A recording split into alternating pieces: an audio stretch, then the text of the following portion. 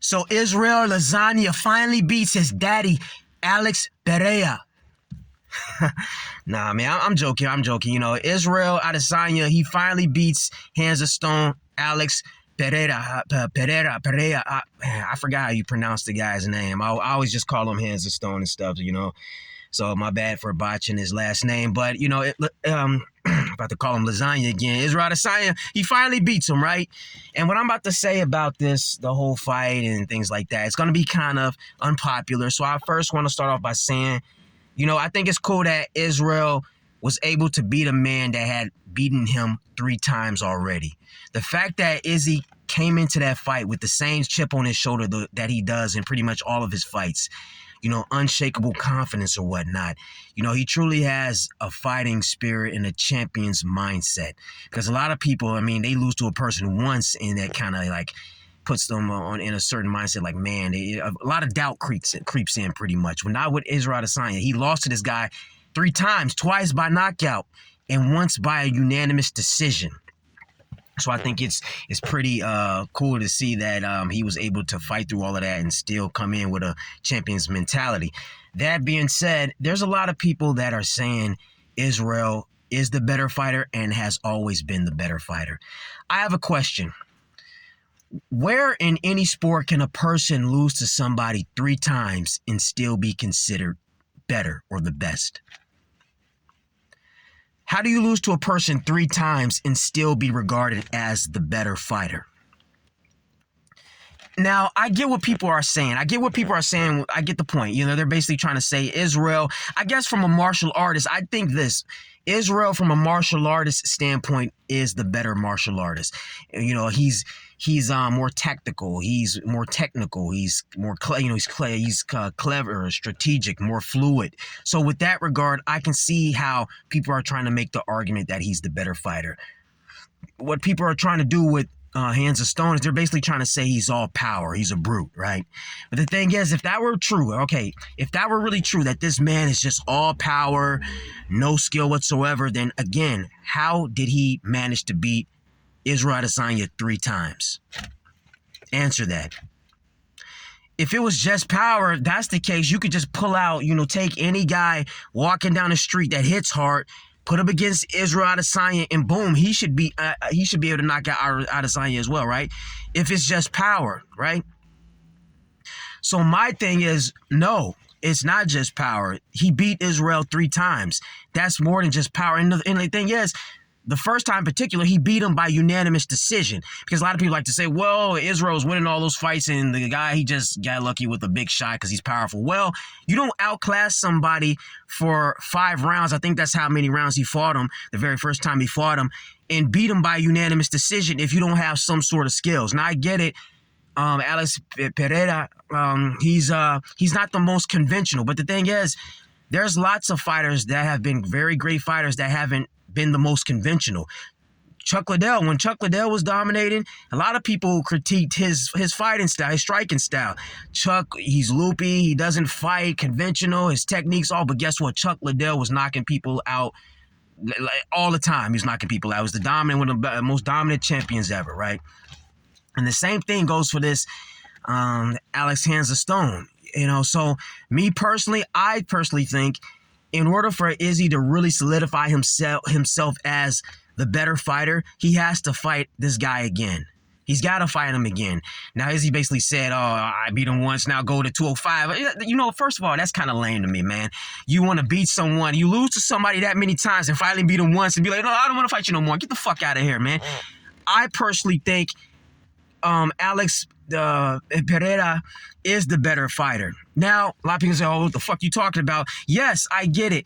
In their first MMA fight, Izzy was winning the whole thing. He outclassed him or whatnot. But the thing about fighting is you don't need to be the best in every area to still be the better overall fighter.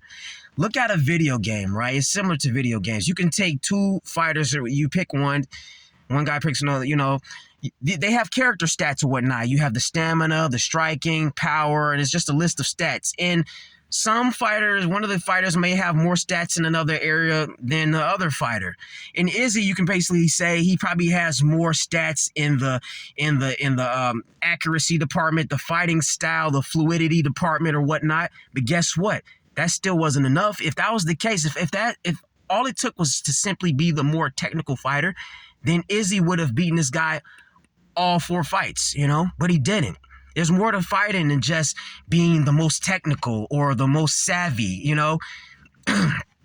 You can win. I mean, anyone that's ever competed in combat sports or just witnessed enough fights in general knows that you can a person that isn't the most technical or whatnot can still win the fight. Now, I'm not trying to say technique means nothing.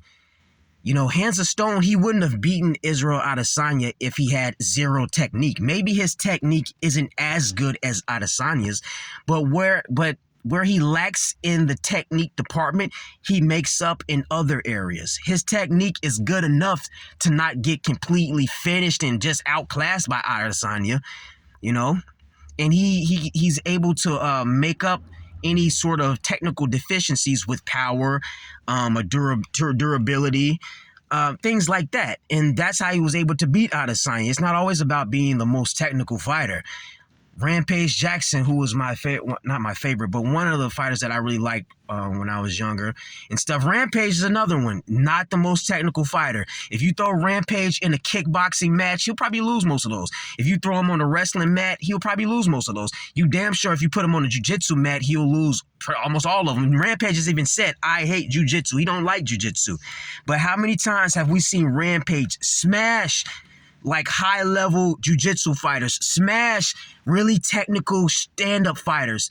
Rampage, he wasn't the most technical. Does he have skills? Does he have technique? Of course he does. You don't go out there and fight at the elite level without having any technique whatsoever. Of course, all those guys at the highest level have good technique, or at least solid fundamentals, right? You can't get to that level without having a baseline understanding of the fundamentals, all right? And I'm sure Alex Hands of Stone has that. I'm going to keep calling him Hands of Stone because I don't want to keep botching his last name. But yeah, Alex has that. So I think in order for Izzy to really solidify himself as better than Alex, he has to fight him again. Don't just beat him once and then say, oh, Alex, go to 205 now. Like, get out of here, yeah, Israel Adesanya, he's very technical and he has a lot of style and grace, the style bender, but it's not always about that. I think,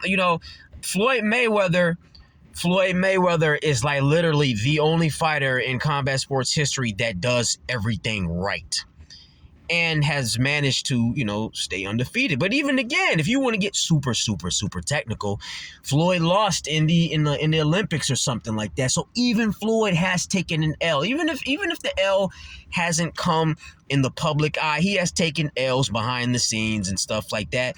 No matter how flawless your style is, that doesn't always guarantee you'll be victorious. Like, go throughout the laundry list of great fighters that have ever existed. People have nitpicked their styles left. Or Muhammad Ali, people have nitpicked certain things Ali did wrong.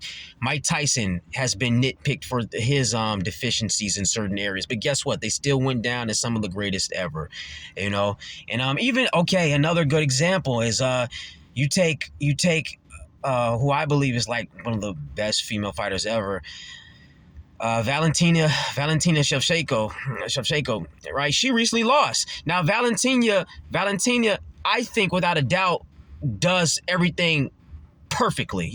She's as close to perfection as you can possibly get, especially with regard to the striking stand-up. And even she lost. So it kind of, circles back to my original point. It's not always about being flawlessly technical or just it's more to a fighter than that. I know I'm just going around in circles, but I just really want to drive the point home. It's more to fighting than being the most technical. Yeah. So again, I think I would personally like to see another fight between Hands of Stone and Adesanya. It'd be really interesting to see if Izzy can pull it off again. And I understand why a lot of people had picked him to win this fight, because they're saying, the first MMA fight they had fought in, Israel was winning that prior to getting knocked out. But if you look at Kamaru Usman versus Edwards, Usman was winning that prior to getting that head kick. So a lot of people are saying, oh, if they just fight again, if Usman fights Edwards again, he'll win as long as he doesn't get head kicked or whatnot. But then the next time they fought, Edwards dominated him. Oh my gosh. All right, so just my luck. I played the video that I made back, and sure enough, it didn't catch the audio towards the end of the video. So but record this again and finish up from where I was left off and say Kamaru Usman, he was losing it to Leon Edwards. Leon Edwards was dominating him, all right, in their last fight. So you can't always go by MMA math and logic and things like that to determine who will win and things like that. You can't always do that.